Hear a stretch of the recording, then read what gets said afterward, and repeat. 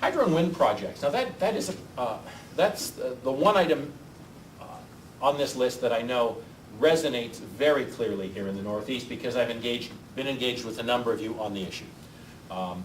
There are a large number of small-scale hydroelectric projects in the proposal stage across Northern Ontario, and a significant number of small and larger scale wind power projects.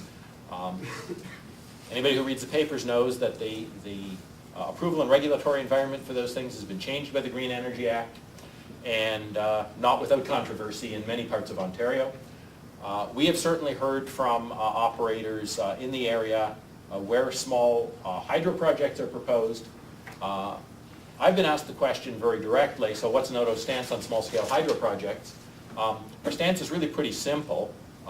We are neither pro or con those projects. Those are a local concern, and we believe that local residents and businesses should have a significant say in whether they go ahead or not.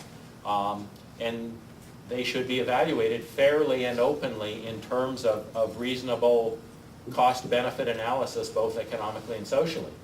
And so our position is, if stakeholders in your area have decided that they do not support a particular project, then we will do whatever we can to support you in bringing that voice forward effectively to government. In my view, based on what I've heard of various projects, there are some good ones and bad ones out there, and the good ones should go ahead and the bad ones should be scrapped. It's as simple as that. But it's not for us to say, it's for you as local stakeholders to say, and we are prepared to do what we can to support you in being effective in those arguments, but it's really not terribly effective or useful for NOTO to try and take a blanket stance on what is fundamentally a site-by-site issue. But we are with you on it. I did have the opportunity to raise this issue. I sit on the Northeastern Ontario Regional Directors Advisory Committee of M&R, and the topic of small hydro projects came up. My primary point to the regional director was simply that stakeholders I've spoken with are profoundly disappointed in the role that M&R has taken, perhaps been forced to take by political direction. You folks see your M&R and your local district office and district manager as your friends and advocates for local concerns in terms of issues on the natural environment.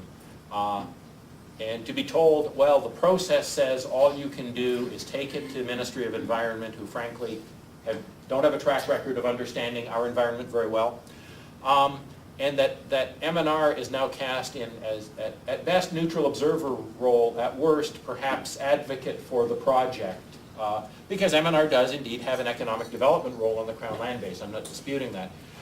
But the optics of it and the relationship aspects of it have not been good for our industry or for M&R at local level, and I urge the regional director to think about whether there are ways to engage with our industry and stakeholders more effectively.